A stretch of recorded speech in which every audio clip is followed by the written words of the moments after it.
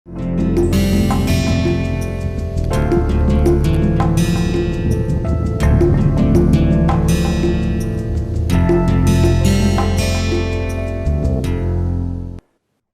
Elasticity के बारे में पढ़ रहे हैं। आइए इस वीडियो में पहले देखते हैं कि वो कौन कौन से कारक हैं जो कि प्राइस इलास्टिसिटी ऑफ डिमांड को प्रभावित करते हैं। तो सबसे पहला जो कारक है हम वो लेते हैं वस्तु की प्रकृति। वस्तु की प्रकृति, और हम दो तरह की वस्तु ले सकते हैं। एक हम ले सकते हैं आराम की वस्तु, आराम की वस्तु जिसको विलासिता की भी वस्तु कह सकते हैं, विलासिता की वस्तु। और दूसरा हम ले सकते हैं जरूरत की वस्तु।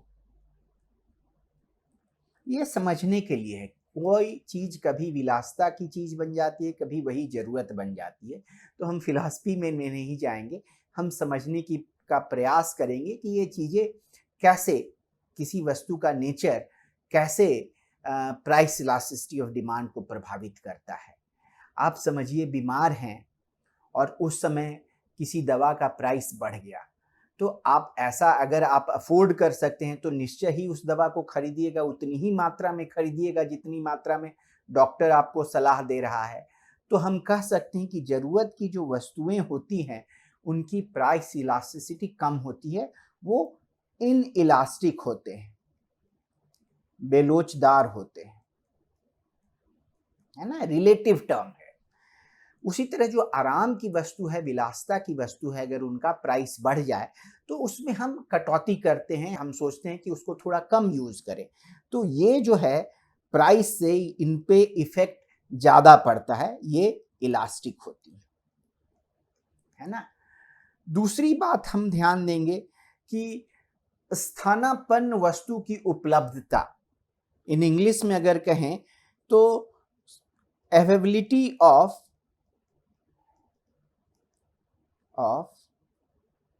सब्स्टिट्यूट गुड्स, है ना।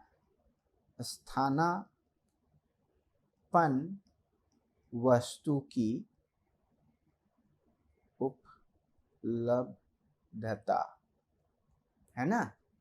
तो जैसे आप ले लीजिए एक एग्जाम्पल, मैं एग्जाम्पल से एक्सप्लेन करने का प्रयास कर रहा हूं कि अगर कोई चीज आप कंज्यूम कर रहे हैं, अगर आपको रोज चाय पीने की आदत है और चाय का प्राइस बहुत बढ़ गया, तो इफ नॉट ऑल, कुछ आप में से होंगे जो जरूर अब चाय की जगह कॉफी पीने लगेंगे, है ना।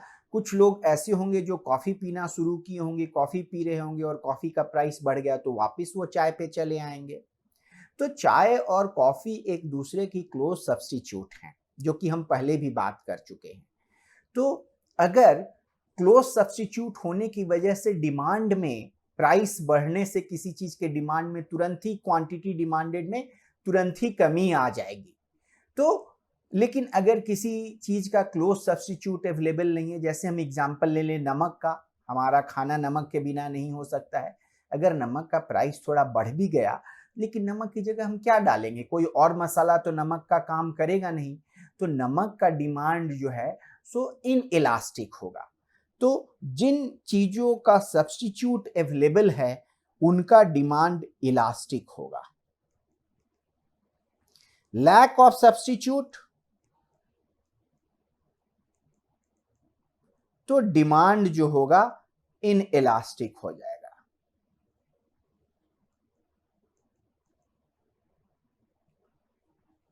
तीसरा फैक्टर जो है, किसी वस्तु पे कितना परसेंटेज आय का आप खर्च करते हैं, उसको हम लिख दें इस वस्तु पर खर्च की जाने वाली आय का अनुपात। अगर हम नमक का ही एग्जाम्पल के साथ कंटिन्यू करें, नमक पे इनकम का बहुत कम प्रोपोर्शन खर्च होता है, तो नमक का थोड़ा प्राइस बढ़ भी गया तो हमें बहुत फर्क नहीं पड़ने वाला है। तो नमक का डिमांड जो है सो इनइलास्टिक रहेगा। लेकिन जैसे रूम का रेंट बहुत बढ़ गया, तो रूम का रेंट हमारा सिग्निफिकेंट प्रोपोर्शन इनकम का रूम रेंट करने पे जाता है, तो हम छोटा रूम या किसी और लोकेलिटी में रूम रेंट करेंगे, तो उस रूम का जो डिमांड है वो निश्चय ही मतलब जो है डिमांड कम हो जाएगा। तो जितना ही आय का प्रोपोर्शन ज़्यादा खर्च हो रहा हो, उतना ही उस वस्तु का डिमांड जो है इलास्टिक होता है, और जितना ही प्रोपोर्शन कम खर्च हो रहा हो, उतना ही वो डिमांड इनइलास्टिक होता है। चौथा चीज जो है सो समय है। समय से कैसे फर्क पड़ता है, आइए इस चीज को समझते हैं। मान लीजिए कि आपके पास एक मोटरसाइकिल है और आप आज पेट्रोल का दाम बढ़ गया, तो पेट्रोल के दाम बढ़ने से ठीक है आप थोड़ा कम ट्रैवल करेंगे, लेकिन बहुत ज़्यादा आपके पेट्रोल के डिमांड में कमी नहीं आएगी। ट्यूशन के लिए जाना है, पढ़ने के लिए जाना है, क्लास के लिए जाना है ना, तो उसमें बहुत कमी नहीं आएगी। लेकिन कुछ लंबे समय में आप चाहेंगे कि कुछ अन्य अरेंजमेंट करें, आप ऐसा गाड़ी अगली बार गाड़ी खरीदें तो ऐसा गाड़ी खरीदें जिसमें पेट्रोल कम यूज होता हो। तो इस तरह से समय का भी बड़ा ही प्रभाव पड़ता है इनकम समय का ही बड़ा प्रभाव पड़ता है प्राइस इलास्टिसिटी ऑफ डिमांड पे। समय तुरंत ही प्राइस चेंज होने के बाद डिमांड इनइलास्टिक रहता है, बट ओवर द पीरियड समय जैसे जैसे चेंज होते जाता है इसमें कुछ इलास्टिसिटी आ जाती है। तो ये रहा एक छोटा सा डिस्कशन उन फैक्टर्स पे जो कि प्राइस इलास्टिसिटी ऑफ डिमांड को अफेक्ट करते हो।